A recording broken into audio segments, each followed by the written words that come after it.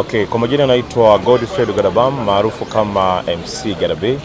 Mimi kama mdau wa utalii lakini pia kama Mtanzania nimepata bahati ya kushirikia mwaka mpya hapa Hifadhi ya Taifa ya Mikumi, na of course nimekuwa na safari nzuri sana kutoka nyumbani kwangu mpaka hapa Hifadhi ya Taifa ya Mikumi, na si peke yangu, bahati nzuri tena kwa namna kipekee nimekuja pamoja na familia yangu. Kwa hiyo ni mimi, mke wangu pamoja na watoto wangu, tumeenjoy, tumepata wakati mzuri sana hapa kwenye Hifadhi ya Taifa ya Mikumi. Kikweli hii inaweza kawa ni kitu ambacho pengine mtu anaweza kaona akiwezekane, lakini basi mimi kwangu imewezekana na imekuwa ni historia nzuri sana kwa watoto wangu. Mimi market wanaizungumzia, yani toka jana mpaka sasa hivi bado wanazungumzia tule kile kitu ambacho wamekiona, na tumefika mida mizuri ya alasiri, tukaunganisha moja kwa moja kwenye game drive, tukaenda kuona wanyama.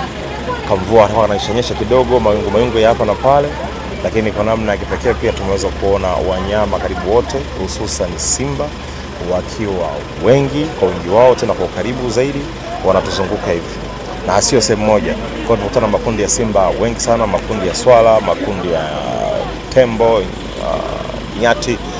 So imekopo ni wakati mzuri sana, lakini baadaye pia usiku wa kuamkia mwaka mpya, actually kesho mwaka mpya pia nilikuwepo, pigo fataki ya kumvua imenyesha nini, lakini bado watu walikuwa na vibe, ni wenyewe bila shaka mlikuwepo.